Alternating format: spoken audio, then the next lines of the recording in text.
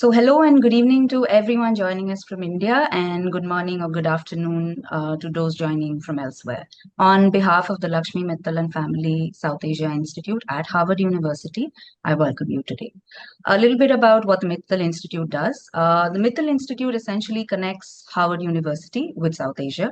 We work with faculty members, students, and in region institutions and experts by way of research, programs, partnerships essentially, trying to advance and deepen the understanding of the region and its global impact. With that, I welcome you to today's webinar, Language, Culture, and Media, South Asian Perspectives, where I hope we'll explore how film, stories, music, and digital media from South Asia can make language more engaging and connected to everyday culture and lived experience. It is my pleasure to now introduce our moderator, Richard Somas Delisi, who teaches Hindi Urdu in the Department of South Asian Studies at Harvard. His work focuses on contemporary South Asian culture and society, especially literary fiction and Bollywood cinema. He earned his PhD in South Asian languages and civilizations from the University of Chicago after completing a master's degree in Indian history in Australia. He's authored several books in Hindi and Urdu language learning, including a Hindi Hindi dictionary, and is currently working on a book about commercial Hindi cinema, or Bollywood, as we call it. With that, I welcome you to today's webinar, and over to you, Professor Somas, to take this forward. Thank you very much, Shreya, and I would like to welcome everyone to the webinar as well on language, culture, and media in South Asia, or South Asian perspectives. And thank you also for that generous introduction. I would like to thank, firstly, the Lakshmi Mittal and Family South Asia Institute for sponsoring the webinar. And I would also like to thank Shreya Majumdar and the whole team in the Delhi office there for putting the webinar together. And in particular, I would like to thank our four very distinguished panelists who have generously taken time out of their busy schedules to participate today. And I also want to thank them for being so accommodating with the time, both in India and here in the US. I'm going to introduce the panelists formally in a minute and explain the format of the webinar. But I just wanted to say one or two things quickly about the title and the nature of the discussion today. So originally, the webinar was going to focus a little bit more on language teaching pedagogy and media and culture in South Asia. And this in and of itself is an interesting subject and probably a little bit closer to my primary academic life here at Harvard, where I teach Hindi Urdu. And there are a lot of interesting questions, obviously, regarding what it means to learn, quote unquote, a foreign language in a globalized world, and one in which the media plays a critical role, particularly in South Asia.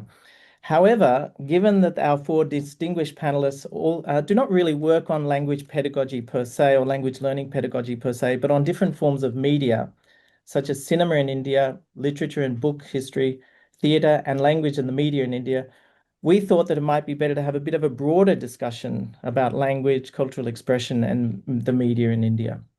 And the format of the webinar will be as follows. I will ask each of the panelists just to speak for 5 minutes or so about their work, what animates their research in this globalized moment, and how they engage with the texts and the traditions or the archives that they engage with in their research.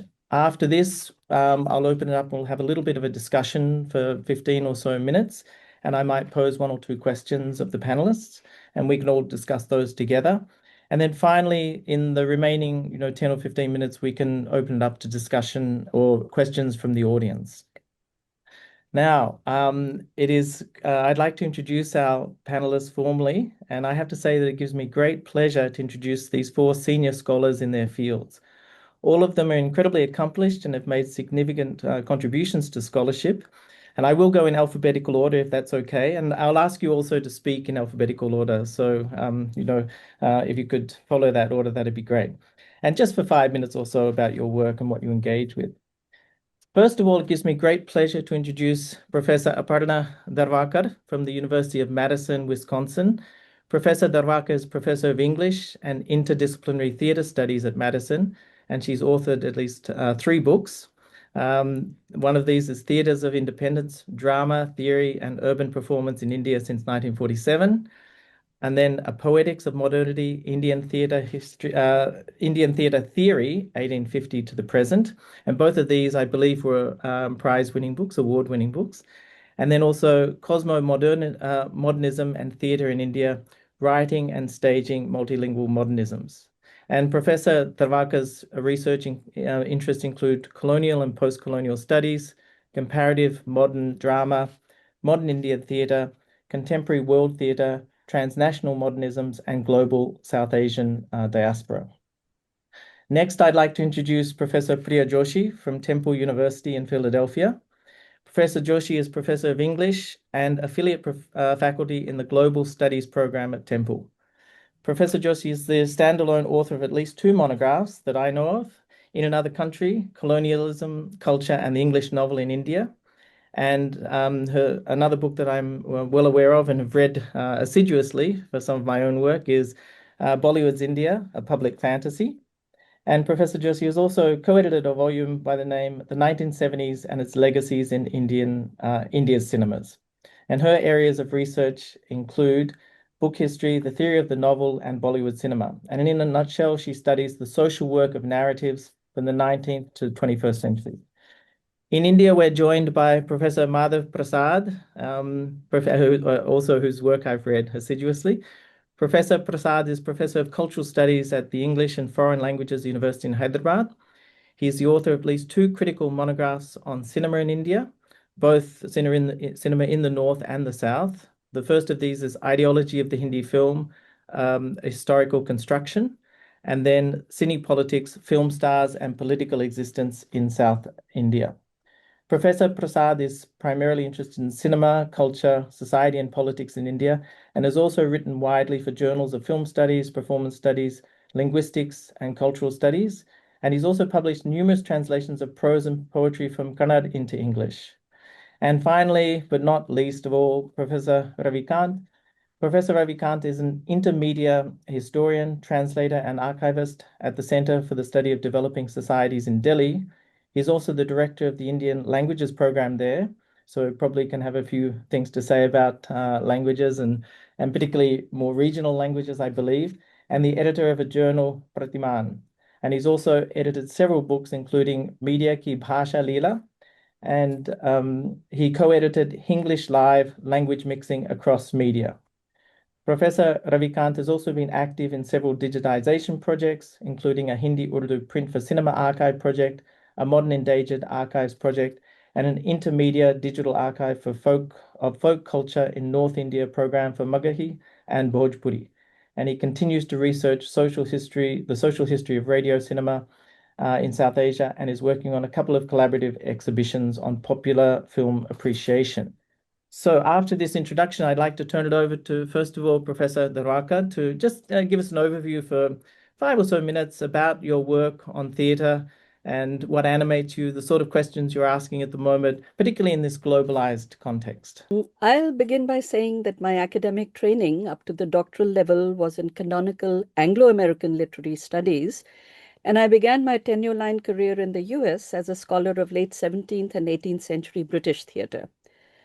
Important disciplinary and curricular changes during the 1990s enabled me to make a timely transition to Indian post-colonial diasporic and world literature as new areas of expertise, again with theatre at the center, and I could approach non-Western cultural forms through methods different from those of philologically oriented area studies.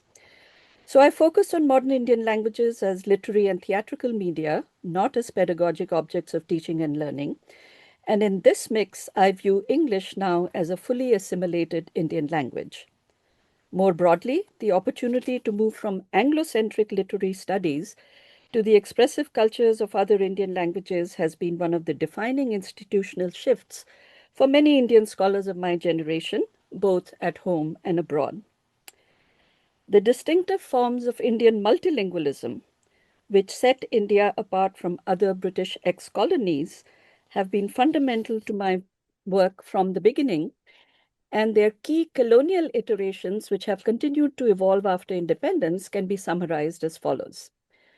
Modern Indian languages sustained the proliferation of print over the course of the 19th century, making India the largest print culture formation outside Europe by the 1860s. They also shaped authorship as an institution of modern print culture, not only in print-oriented genres like fiction, poetry, non-fiction, autobiography, and speculative criticism, but in the performative genres of drama and theatre. For example, languages such as Bengali, Marathi, Urdu, Hindi, Gujarati, Tamil, and Telugu were the primary mediums of playwriting and institutionalized performance throughout the colonial period, creating a large cultural sphere that functioned outside the direct control of the colonial state.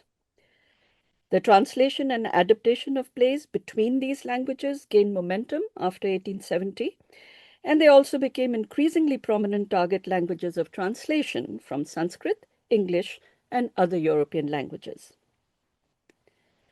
The interplay between multiple modern languages is thus definitive for theatre, and their continued dominance over English has a suggestive explanation.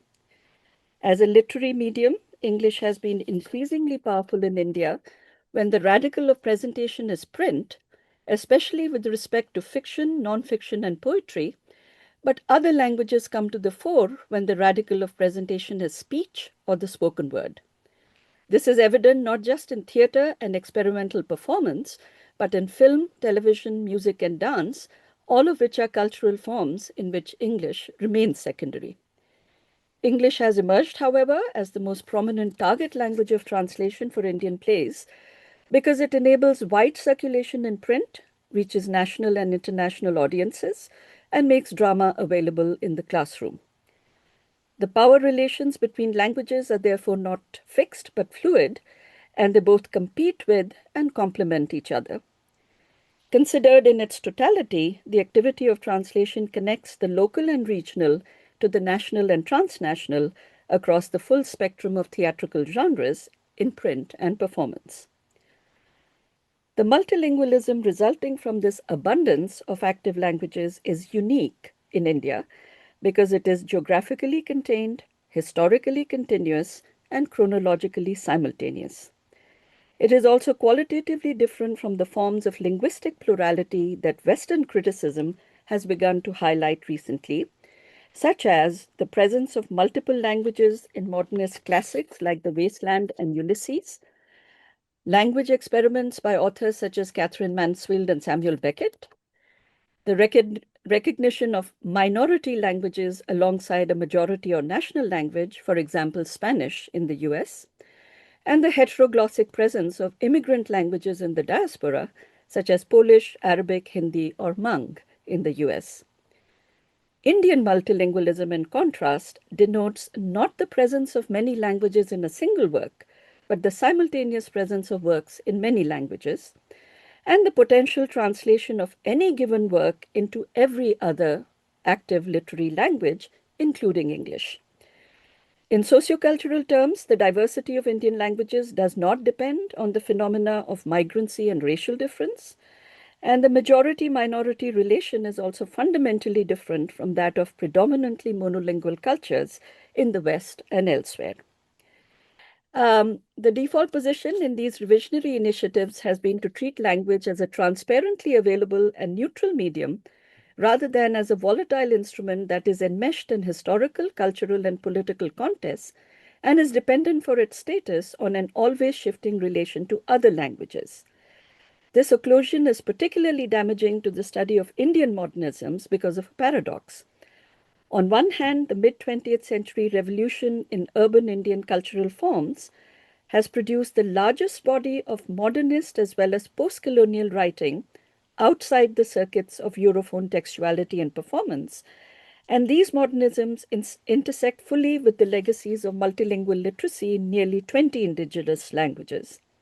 On the other hand, the problems of linguistic and cultural access posed by this voluminous non-Europhone output and the lack of critical attention to the intercultural politics of modernism's global languages have kept Indian language modernisms on the margins of even the new modernist studies.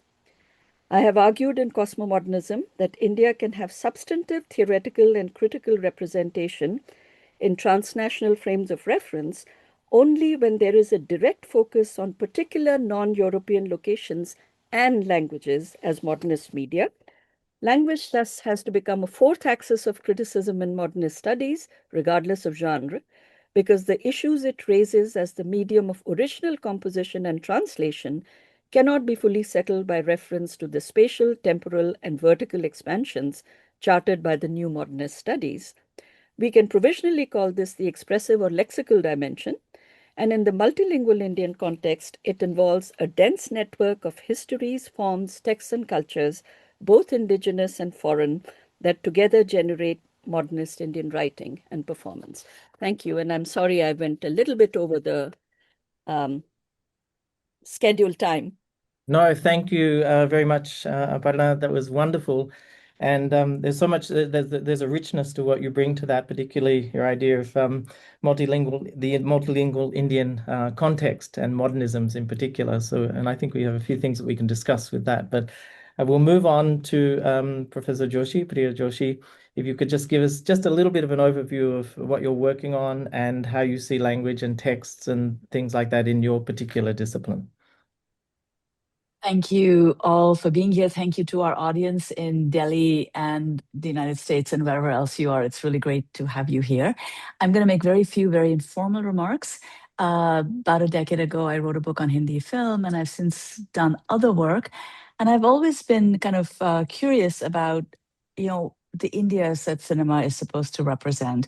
I see cinema as a commentary on India, much the way that I see the novels that came out of India in English, in Hindi, as comments on India. And of course, the question is which India? And one of the things we recognized very early on is that there are multiple Indias captured in the texts that we read. One of the scary things I think that's happening is we're seeing a kind of convergence. The many Indias that I was writing about from the 40s and the 50s and the 70s and up through the 90s seems to be converging onto a singular India in the recent electoral victories of the BJP. And one wonders what happened to those other Indias, or what happens to the spaces and the opportunities for those other Indias to get voiced. English does dominate, but I think English has also become a space where different kinds of caste consciousnesses express themselves. I'm going to quote from a fantastic book that came out in 2024 by Akshay Saxena called Vernacular English, Reading the Anglophone in Post-Colonial India. And there's a fabulous kind of image, a very heart-rending image that Akshay Saxena raises of mothers in Manipur protesting the rape of a 31-year-old woman by the Indian Army. And they make a banner that says, "Indian Army rape us." It's not accurate English. It's not Queen's English. It's not grammatical English. It's not Indian Army raped us or the Indian Army is raping us. It's Indian Army rape us. And I think in this ungrammatical, quote unquote, ungrammatical locution, we begin to realize how English gets deployed to raise issues and consciousnesses that proper English kind of rejects. So Saxena has this fantastic line that I headline in all my teaching when I urge my students to think about language, which is, and I'm quoting, "While everybody speaks with an accent, everyone is not heard as speaking with an accent, nor are all accents equal." So one of the things I hope we can talk about is not just the many Indias that are captured in media, but the many accents which those Indias get captured. The last comment I'll make is media. I mean, the novels that I wrote about in my first book, the cinema that I wrote about in my next book, the kind of forms of narrative that I'm writing about in this new book, they are competing in an ecosystem, and particularly in India, that ecosystem is very vibrant, where cricket and on-demand content and streaming platforms are, and print, India still is a place where print dominates, are competing with the other forms of kind of visual media. So one of the things I hope we'll have a chance to talk about is the media that we talk about is very different depending on where one is and how one looks and at the moment in which one examines it. And then the last comment I suppose I could make is the India itself. I've talked about the many Indias, but I want to also talk about the diaspora that constitutes and often demands a place in India. I'm not sure that diasporic Indians ought to determine what is India. I think that there is a kind of historical what would be the word? Dissonance between the diasporic Indian living, for example, as I do in Philadelphia or in the northeastern United States or in Silicon Valley versus somebody in Bhojpur. And I hope we can have a chance to talk about the Indias and the languages of Indias that we encounter in these multiple places and spaces. So thank you very much. Thank you very much, Priya, for that sort of brief overview of your work and some of the things that animate you at the moment. And yeah, I totally agree in a way that in this globalized moment, there are many things there that, in terms of boundaries that we think about, the very idea of heterogeneity versus the idea of, sort of things being very diverse and distinctly different and maintaining those differences and things of that nature, the boundaries between nations and like where the diaspora are and things of that nature, they all come to play in the things that you've been talking about. Well, also, I think that, and we can perhaps discuss this a little bit as well, in terms of you mentioned other forms of, I guess, engagement, entertainment engagement like cricket or things of that nature that play a role in how we look at the media landscape now and what people are engaging in. And I think social media is important to that as well. And how important that becomes and how that influences film, the production of film, and perhaps Professor Prasad can talk a little bit about these things as well, that where we see cinema going. And it's hard to keep up with so much cinema that's being produced. And as someone who follows these things a little bit as a dilettante or tries to write about them, it's remarkable in terms of the diversity of films that I see now. And so maybe we can discuss that as well. But I'll ask Professor Prasad to just speak a few minutes about his work. Thank you, Richard, and hello everyone. I will, use Richard's question about current research, to start to talk about my work. I've been for some years now. My research has centered around questions related to language policy in India. This topic sort of came into focus for me in the course of my work on cinepolitics, where already the phenomenon of cinepolitics, as it seemed to me, was enmeshed in the uniquely Indian politics of national identity, claimed at once by the whole and its constituent parts. Language as the basis of nationality claims, always on the agenda in Indian political life from the throughout the 20th century, had in South India found an avenue of expression in the cinema, and that's the topic. That's the of my book on cinepolitics. But even before that work was completed, and stemming from what I was doing there, I had begun my preliminary investigation of language and nationality politics in its own right, which, among other things, included a study of Gandhi's lifelong engagement with the language question, which reveals all the complexities and impasses which he both highlighted and sought to minimize for the sake of the political goal that the Congress was pursuing.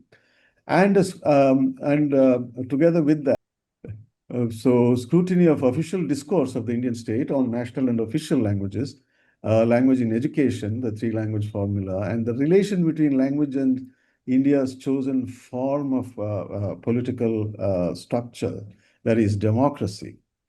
This involves exploring the theoretical and prescriptive dimensions of the history of language's role in political regimes of various types, the various regime types that, say, Michael Walzer has listed. And by contrast, the real practices on the ground that subscribe to and deviate seriously from the ideal formulations. In the struggle between center and some states on whether a 3 or 2 language policy is best suited to further the child's best interests in education, I see another neglected dimension, the difference between imperial and the continuation of colonial imperial structures. I will leave part of my work aside for the moment and turn to another recent research concern, which is related to cinema, which I have been engaged with in the last 7, 8 years or so, beginning with a course that I taught on this subject, which shows once again the intimate links between language, nation, society, capitalism, and democracy. So this is a project on the new cinema, if I may put it that way, which has been hailed as a major landmark in the history of Indian cinemas. Of course, this is I'm talking about the advent of a cinema that, unlike its historical namesake, that is the new cinema of the 70s, is entirely independent, privately funded, and profit-oriented, but has introduced into the Indian cinema aesthetic innovations that fully justify the description of it as a revolutionary term. There are many dimensions to this phenomenon, which has spread to many language cultures across India. In particular, Hindi, Marathi, Tamil, and Malayalam have been the language cultures where this trend has flourished, while other languages too, like Kannada, Bengali, Telugu, Assamese, have seen sporadic instances of stunning creativity. To capture an essential feature of this new trend, it suffices to cite Abhishek Chaubey, a Hindi filmmaker, who in an interview referred to himself as, I quote, a regional Hindi filmmaker, which I'm suggesting, he meant it to convey a paradox, by saying that. The new cinemas are grounded in the national societies of India, the definition of national society being a people speaking a common language. What is striking in these new cinemas is the subjective dimension of authorial expression, which the older variants scrupulously avoided. We see signs here of apprenticeship to the cinematic aesthetics of various parts of the world, East Asia, and West Asia, and Europe, among others. Looking back, one finds that there was a period of imitation at the beginning of this new trend, comparable to painters in training copying the masterworks as part of their education. Again, there's much to be said about this development, but I will conclude with a reference to what I consider the most important enabling condition for it: the opening up of the Indian economy to global capitalism, and in its wake, the ongoing reconstruction of India as a congeries of capitalist societies.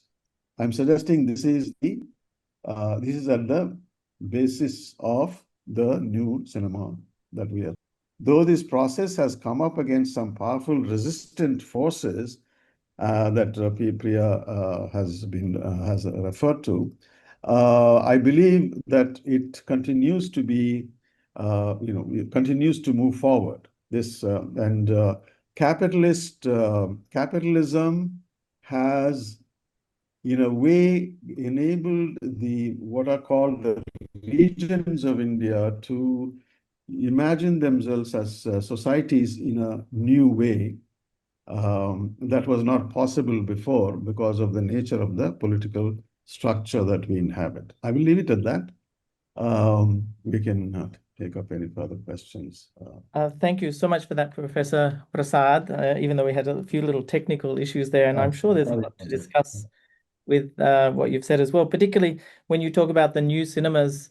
I'm curious in that regard as to when you sort of pinpoint shifts of that nature, when they take place in a way. And again, not to dwell too much on cinema, because again, it's something I'm also quite interested in new Hindi fiction as well, which I'm, take a cursory look at, and those people are writing, and there are sort of similar themes, I think, particularly the whole sort of subjectival dimension of expression of subjects in cinema and in literature as well. I don't know whether others would like to talk on that in the discussion, but if you have a moment when you could pinpoint when you see a critical shift taking place in the cinemas. I associate it entirely with the rise with global capitalism, the introduction of global capitalism in India.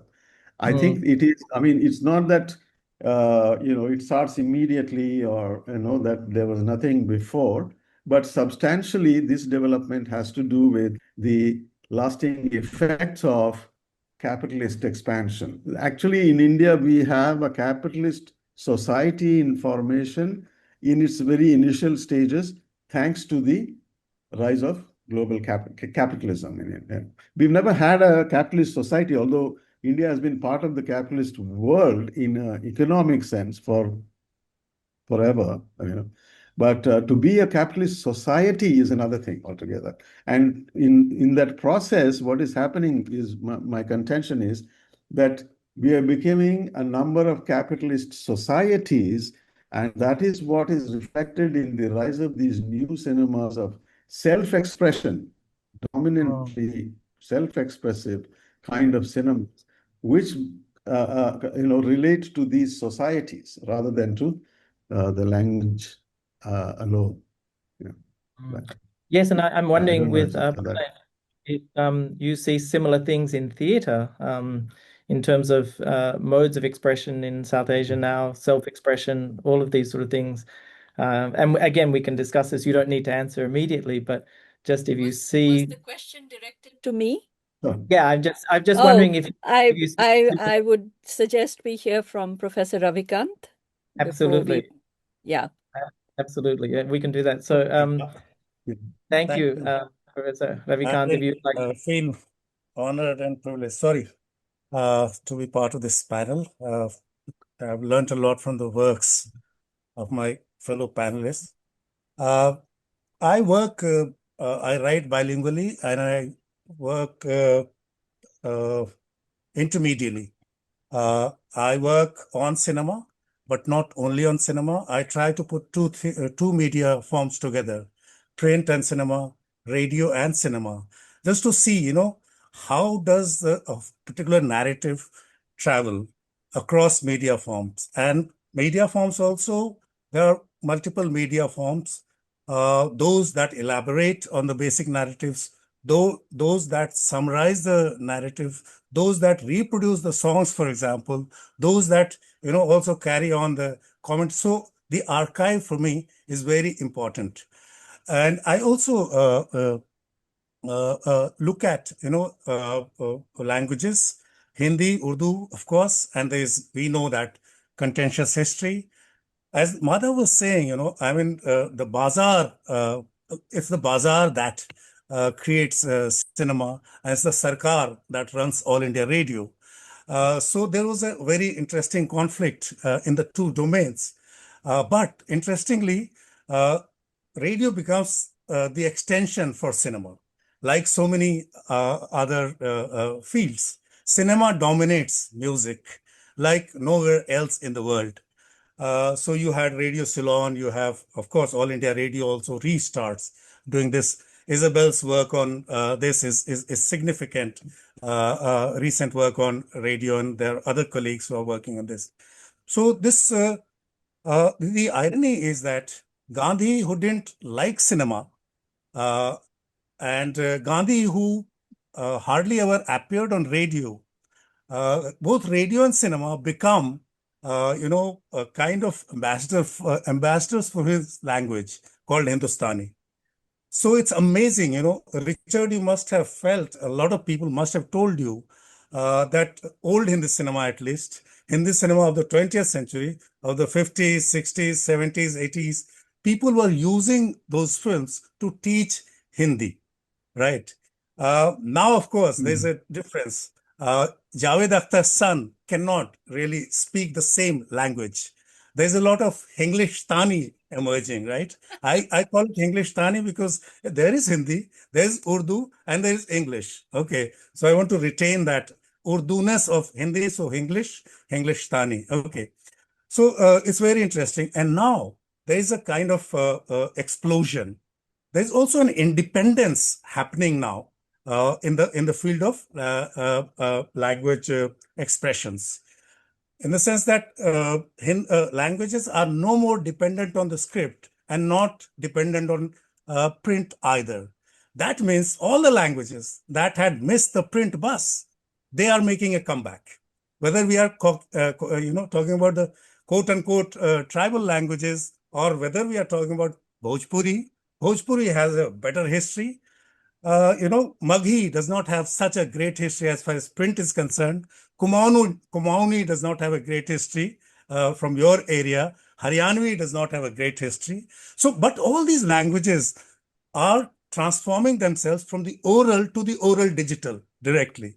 They are bypassing the print. So it's a very exciting time for all these languages. And there's so much material emerging. We don't know what is happening. It's very difficult to, synthesize this. But all of that pressure, performative pressure of these languages is working on what we call Hindi. So on the one hand, there is the pressure from English, and there is also the pressure from these minor languages, minority languages, etc., etc. Archivally speaking, we knew that people have built the archive for cinema more than NFAI. People have preserved material, but we didn't know that this network existed. We didn't know that there were so many archivists in the country. So they have been preserving this, but now through Facebook and through YouTube, you can look at them. So this convergence moment, which is the internet, brings to the fore the earlier convergence moment, which cinema actually facilitated. So I'm looking very excitedly at this. And I also believe that you have to take this back to the people who have created it, these archives. That's why I also take resort to, exhibitions, to forms that academics usually do not engage with so directly. What else?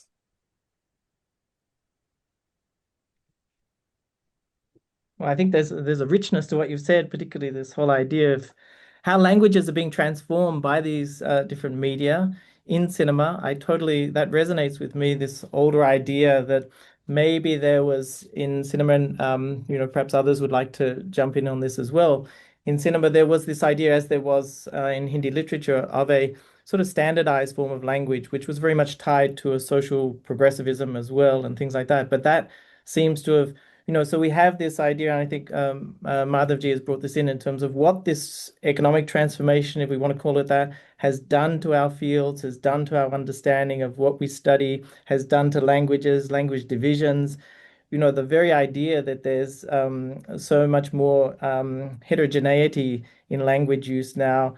Can we even speak of languages in the same way? I mean, when you talked about Hindi regional cinema, things of this nature. So there's all these tensions, and it really comes down to, in some ways, our understanding of identity and how that gets co-opted in these forms as well through market processes and things like this.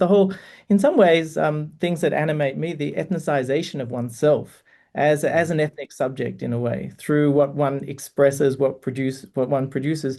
And then, of course, there's so much in terms of the digital format online that one can sort of access, and that's being done outside of sort of the more hierarchical system of who sort of gets to produce and things like that. But then again, that raises the question again as to, whose voices get heard and things of that nature. So there's a lot there to discuss. Do you have any closing remarks that you would like to make, Professor Ravikant, or?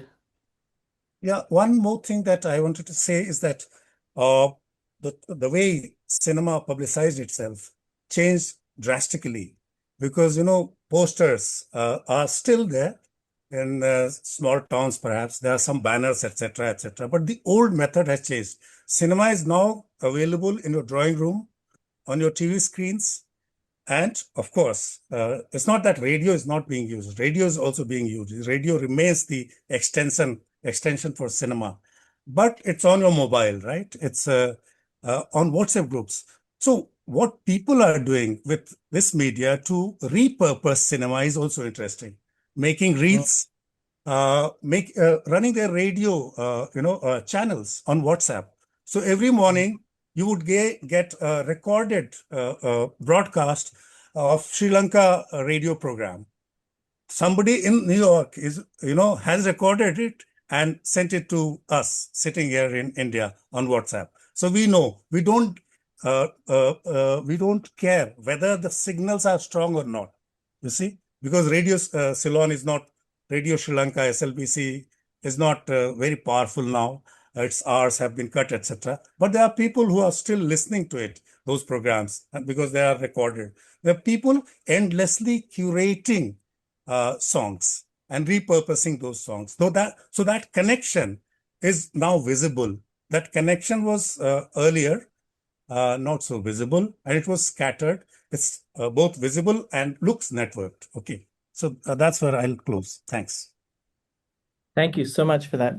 If anyone would like to jump in and make any further remarks, I do have the two questions that we can kind of talk at. The second one is probably a little bit more apropos of what we've just been discussing, which is, these digital and global media flows are transforming production and consumption, as we've just been discussing, and across different media in South Asia. And I was wondering how all of you grapple with that, in the nature of these transformed media landscapes in the work that you do, and particularly this whole idea that it is transnational now, that these, where does the diaspora fit into this, as Priyaji was talking about before, in terms of, is the diaspora part of this? Is there such a thing as diaspora sort of fiction, which can be in some way incorporated into this, and the experiences of the diaspora? So and also with Aparnaji, if you'd like to comment on theatre these days and how you see subjectivity in theatre, how people are expressing themselves, what sort of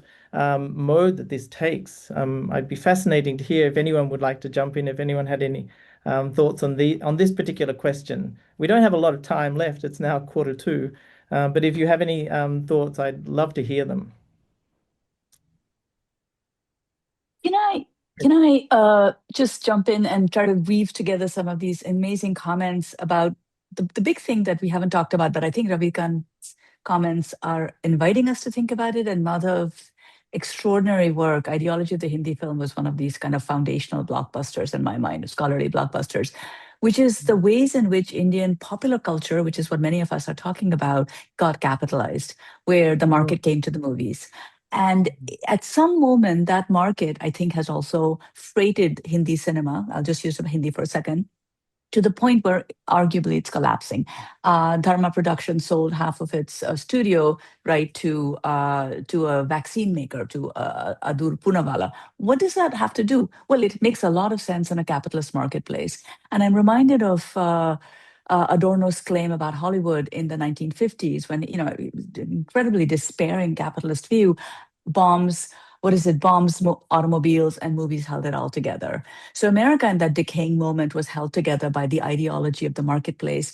Seems to me that India has, in sectors succumbed, but I think Ravikant is absolutely right. There are other sectors where there is a kind of mobilization, there's a kind of alternative spaces where the popular kind of rears its head. And I'm curious if we could have a little bit of a conversation about that. I tend to be somewhat optimistic that those exist, but I'm realizing, in fact, maybe not.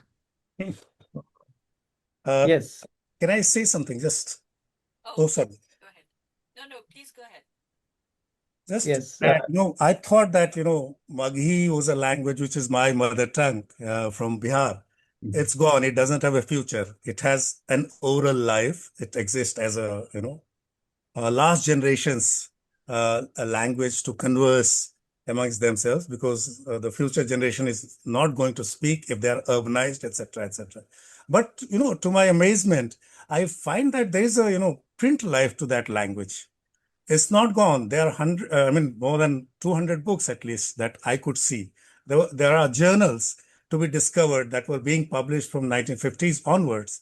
So it's not as if, and media memory is important.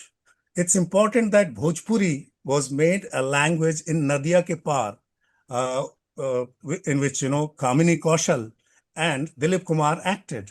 That's the earliest film in which you have so much usage of Bhojpuri. All the songs are Bhojpuri, and dialogues are Awadhi, etc., etc. So it's not 1962, it's 1948 when you hear Bhojpuri in cinema. So I think this media memory is important for these future generations of media to pick up artifacts and carry them forward. Sorry. Paranaji, did you want to jump in? Yes, one of the things all of our, commentaries have done for me is to place theater and Indian theater in particular in perspectives that are relatively, I mean, it was, I was just, things were occurring to me as all of you were talking. And so I just want to throw out, two or three observations. One is the whole connection of theater and capital. And the systematic decommercialization of post-independence theater, what we can in within quotes call the new national canon, is a non-commercial enterprise. And that didn't just happen automatically because colonial theater was fully commercial. So in the 40s and 50s, there was a huge discursive move towards basically taking theater out of the marketplace. So the relation between theater and the more capitalized or monetized forms of film and television and other, new media, I think has become very much more interesting now. In sort of at the end of the first quarter of the 21st century.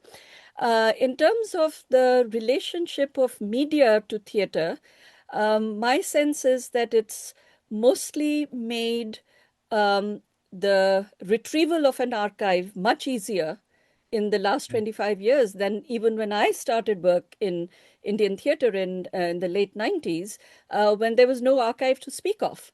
So that I had to actually meet individually with major practitioners all over the country, go to theater companies, go to cultural organizations, and spend time in, libraries, etc., to construct and read a lot to construct the archive that I then was able to kind of, fix in my first book. And then the final point is that theater is a form which involves writing, print, and performance. And it is also an oral form, in performance, an finite oral form of live performance, and therefore, fundamentally different from the forms of, mechanically reproducible forms.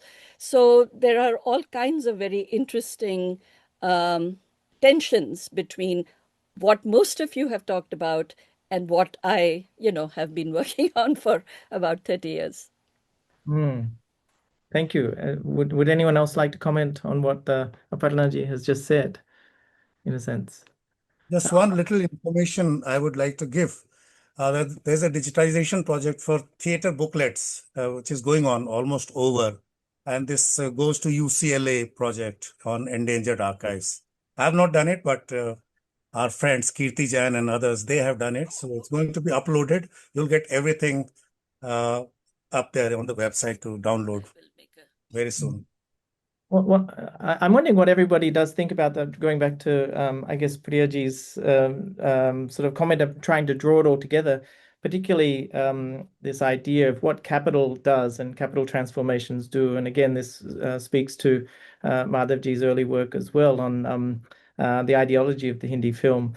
And it is true that there's a lot of tension there, and I see it in terms of the very idea of identity and how one understands one identity, how one constructs one identity through various media, the fragmentation of that. I mean, we've only just briefly touched on social media, but that is a massive part of the media landscape, the media assemblage in a way in South Asia. You get so much more fiction, the writing of fiction. I don't know if Priyaji sort of would like to speak to that, or you can speak to that in terms of what's happening in the world of fiction. I know in terms of the book market in India, it was, globally speaking, it wasn't so large, but it is increasing rapidly. And so that's amazing when you see other places in the world where that itself is decreasing. And as things become more digitized, to speak to what Ravikant said about the whole idea of skipping that stage of sort of print media and going to oral media, which we see, post sort of not post-literate sort of world where everything's in video form and all those sort of things. But we do see that I see it in Hindi fiction, that there is a growth in Hindi fiction, and there's an attempt to capitalize on that And you see it in particular subject formations in Hindi novels now, that they're very, speaking to Madhavji's point, that they're very subjectivized. They're about the individual. You see it in a lot of Hindi films as well. A lot of the films that I sort of take a look at seem to be very much more about the individual subject and their relationship to the world and their family in a way that wasn't the case. I sort of draw a line in about 2009. A film that I think sort of marks a new era is after Om Shanti Om, actually, where I see that film has changed a lot. And I think, Priyaji, in your book, you wrote about Bollywood's India. You did write about sort of becoming Bolly light in a way. And so I think speaks to this as well, that we're grappling with what this massive transformation has done to our very sense of these boundaries, political boundaries, social boundaries, cultural boundaries. Is it actually enabling people, or is it in some way transforming their relationship to themselves and their communities and things of that nature? I don't know if anyone, we've only got 5 minutes left. I don't think we probably will have time for questions, but if anyone would like to jump in on that, that'd be great. Priyaji, you wrote about Bolly Light. I was wondering whether you could sort of bring that into the discussion. Thanks. It also resonates with the question that came up about where do the counter narratives of identity get played out in Indian media? So that's the last question by Atul Augustine. So I will say one thing, it's very tempting if you compare the United States publishing industry with the Indian publishing industry. The big five dominate, and they're global and they're multinational. And to Ravikant's point, they're intermedial. However, in India, we discovered that somebody like Chetan Bhagat, who writes in English, but for a different in English educated, lightly educated, let's say, early literate audience, made a little deal with Amazon. And then after, I think, 3 novels, kind of broke the deal and started publishing with sort of an Indian, imprint. I find this interesting because it seems to me that Western global capitalism doesn't know what to do with Indian markets. So Ravikantji's point about bazaar versus sarkar actually is a great phrase, because it's an Indian capitalism that is very different and needs to be reckoned with, because it needs to produce and engage and encounter these obstreperous, I don't want to go too far and call it counter narratives, but these obstreperous narratives that are taking place on the ground, in the theater, in the cinema, in the print culture. Dalit publishing has taken off. The big five won't touch it, but it's extremely lively and in the bhashas. So it's something we could talk about, the failure of capitalism to fully penetrate the Indian bazaar. Or penetrate in particular ways. I think also how much can we really ourselves get to what's happening on the ground in places like in Bihar and places. I spent a lot of time in Uttarakhand, in Almora. I mean, it's just anecdotal, but a young university student said to me at one stage, defined herself as Gen Z, and in the town of Almora. And I thought, this is remarkable how the flows of these sort of concepts globally now. And of course, we think of Gen Z as a global generation, but nevertheless, what does it mean to be Gen Z in a small town like Almora, or a small city like Almora, as opposed to, where the term, if we could say it originated, if we could even make that claim anymore. So there are so many things about this in terms of how capital is trying to grapple with the Indian marketplace, which is so complex in a way. I don't know, Madhavji, do you want to say anything further? Oh, Aparnaji, did you have a question, a comment? I was just going to pick up on all of the mentions of capital and how Indian forms of capital and India's capitalist society is very different from conceptions of global capital. And in connection with that, I want to just say that Immanuel Wallerstein's world systems theory, which is which basically talks about an economic model for the world, which does not directly involve India. It's being used by literary scholars extensively to try and explain the inequalities of power around the globe. And India fares very badly in that model. And I think those of us who encounter that practice should say something about it. It's not an appropriate model for approaching Indian cultural forms. And the model is being used very extensively to discuss expressive culture. And then a related point, since all of us deal with language, is just, I describe it as a kind of pet peeve of mine.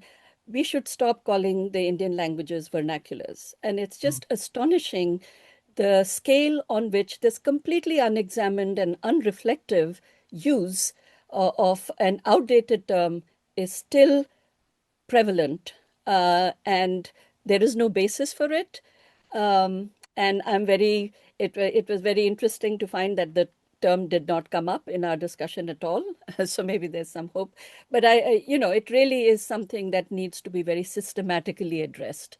Again, in relation to culture and what the power of Indian languages is, and what their history is, and what their relationship to each other is, and how much how there is a metropolitan core to major languages, and they have their own centers, so that we don't have to refer to anything outside in order to understand how they function in both in the public sphere and in the various literary and creative spheres. Oh, thank you. And I'm I, unfortunately, sorry, yes, go on, Madhavji. no, because you asked me to. I just would say one thing about which interests me is that the relation between the aesthetic and the social, which in light of capitalist developments in India that I spoke about. One of the interesting things about it is that in terms of aesthetic histories, you always find cultural histories. There is a one thing paradigms which replace, realism, modernism, postmodernism, etc. And there is this very strong conviction that the whole digital turn has given rise to that. With the digital, you have now put all realism and everything behind. And actually, if you take the social into cognizance, social society question into account, you find actually the new cinemas that I was talking about earlier. It's a new realism. It's a realism again. It has no connection with some other historical trajectory. It has to do with the rise of societies in India for the first time, real societies. And so they, realism simply seems to assert itself. I have a paper in which I argue that realism is not an aesthetic style; it's a kind of force which, sort of cannot be has to be dealt with in as society comes under the influence of capitalists.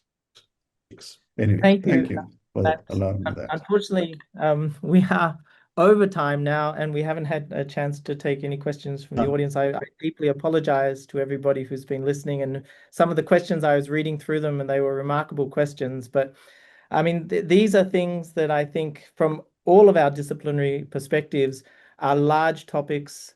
They're incredibly complex and complicated, and they're in a constant state of flux. I mean, the hardest thing is to grasp these things now, I think, given just the rapidity with which things move, the fact that there's so many, it's become so fragmented in a way, and things are changing at a rate that sort of makes it very difficult to grasp this. I know this in film studies. If you want to study cinema or anything like that, then how can you possibly see it as a monolith? And I think we've been talking about that in our various ways, that it's impossible almost to grasp these things. But I've found all of your the work that you've been doing illuminating, and I thank you very much for participating today. And I look forward to reading more of your work in the future. And I also want to thank the Lakshmi Mittal and Family Institute, South Asia Institute, for hosting this. And really, I think there's a lot more that we can think about the current time we live in, and sort of the media assemblage in India. So thank you for your time, and thank you to everyone for tuning in as well. So thank you.